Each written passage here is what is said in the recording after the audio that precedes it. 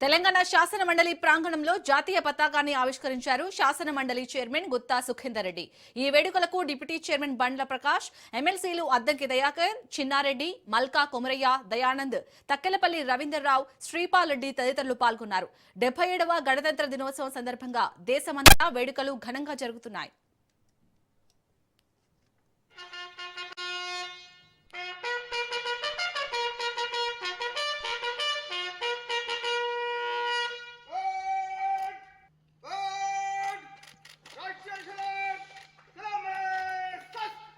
जनगणमन अधिनायक जय हे भारत भाग्य विधाता।